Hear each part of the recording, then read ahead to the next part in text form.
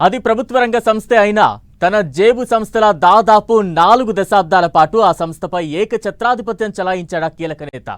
ఆ సంస్థ నుంచి ప్రారంభమైన తన రాజకీయ ప్రస్థానం రాష్ట్ర రాజకీయాల్లో చక్రం తిప్పే స్థాయికి చేరుకునేలా చేసింది. అప్పటి నుంచి ఆ పొలిటికల్ ఫ్యామిలీకి పునరావాస కేంద్రంగా మారిన ఆ సంస్థ జిల్లాలో పవర్ సెంటర్గా చలామణి అవుతోంది. ఎంతో మందికి పొలిటికల్ బ్రేక్ నిచ్చిన ఆ సంస్థలో ఇప్పుడు ఓ కొత్త నేత పాగా వేశారట. ఇటీవల ప్రభుత్వం ఇచ్చిన నామినేటెడ్ పదవుల్లో భాగంగా ఆ సంస్థ చైర్మన్ పదవి దశాబ్దాల కాలం తర్వాత టీడీపీ వశమైంది. ఇంతకీ ఏంట్రా సంస్థ? ఆ సంస్థకు ఎందుకంత ప్రాధాన్యత? దశాబ్దాల కాలం పాటు ఆ సంస్థను తన గుప్పిట్లో పెట్టుకున్న ఆ కీలక నేత ఎవరు? కొత్తగా పాగా వేసిన ప్రస్తుత నేత తన మార్క్ను చూపిస్తారా?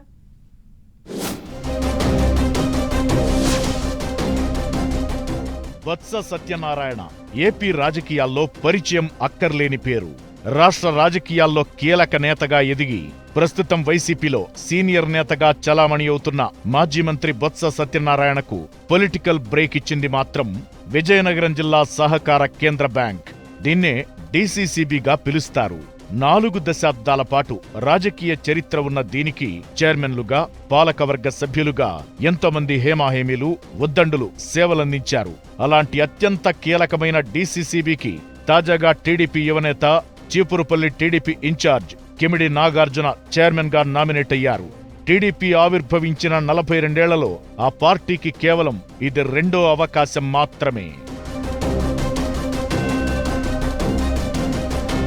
1916లో స్థాపించిన డీసీసీబీకి బొత్సకు ముందు, ఆ తరువాత అనే చెప్పుకోవాలి. 1992లో తొలిసారిగా ఆయన దీని సారథ్య బాధ్యతలు చేపట్టాకే డీసీసీబీ ఉనికి జనబాహుళ్యంలోకి వెళ్ళింది.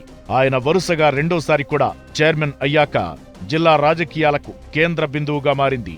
అప్పటి వరకు అన్నదాతల సేవలో పునీతమైన డీసీసీబీ క్రమంగా రాజకీయ పునరావాస కేంద్రంగా మారిందన్న ఆరోపణలొచ్చాయి. అయితే బొత్స ఆశీస్సులు ఎవరికి ఉంటే వారికి మాత్రమే ఈ పదవి వచ్చేదన్న నానుడి అప్పట్లో ఉండేది. అసలు డీసీసీబీ అంటే దాదాపు బొత్స ఫ్యామిలీ సంస్థగా ముద్రపడిపోయింది. అలా 40 ఏళ్లుగా డీసీసీబీని బొత్స ఫ్యామిలీ ఏలింది. దీంతో టీడీపీకి 4 దశాబ్దాలుగా డీసీసీబీ అందని ద్రాక్షలా మారిపోయింది. సీన్ కట్ చేస్తే ఎన్నాళ్లకు మళ్లీ డీసీసీబీపై టీడీపీ జెండా ఎగిరింది. బొత్స సొంత నియోజకవర్గం చీపురుపల్లికి టీడీపీ ఇన్ఛార్జిగా ఉన్న కిమిడి నాగార్జునకే డీసీసీబీ చైర్మన్ గా ఛాన్స్ వచ్చింది. 2019 ఎన్నికల్లో బొత్సపై కిమిడి నాగార్జున పోటీ చేసి ఓడిపోయారు. అప్పట్నుంచి బొత్సపై పట్టు సాధించేందుకు నాగార్జున ప్రయత్నించారు. గతేడాది జరిగిన సార్వత్రిక ఎన్నికల్లో బొత్సపై మరోసారి పోటీ చేసేందుకు కిమిడి సిద్ధపడినా ఆయనకు టికెట్ దక్కలేదు. నాగార్జున పెదనాన్న, సీనియర్ నేతైన కిమిడి కళా వెంకట్రావు ఇక్కడి నుంచి పోటీ చేసి బొత్సపై గెలిచారు. ఈ పరిణామాలతో తీవ్ర నిరాశ చెందిన నాగార్జునకు నామినేటెడ్ పదవి ఇస్తానని భరోసా ఇచ్చిన పార్టీ ఎన్నికలైన ఏడాది తరువాత ఎట్టకేలకు ఆ హామీని నిలబెట్టుకుంది. దీంతో డీసీసీబీకి, చీపురుపల్లి నియోజకవర్గానికి మధ్య ఉన్న అవినాభావ సంబంధంపై ఇప్పుడంతా చర్చించుకుంటున్నారు. అప్పుడు సత్యబాబు, ఇప్పుడు నాగార్జున అంటూ చీపురుపల్లి పాలిటిక్స్ లో చర్చ మొదలైంది. విజయనగరం జిల్లా డీసీసీబీకి 106 సంవత్సరాల చరిత్ర ఉంది.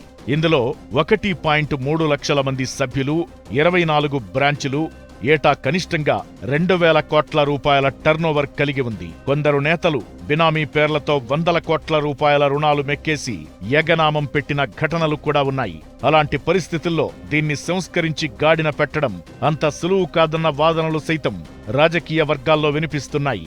అలాంటి పరిస్థితుల్లో డీసీసీబీని ప్రక్షాళన చేసి దీన్ని రైతు సేవకు పునరంకితం చేసేందుకు చైర్మన్ కిమిడి నాగార్జున ఏ విధంగా ముందుకు వెళతారో అన్నది ఇప్పుడు ఆసక్తికరంగా మారింది.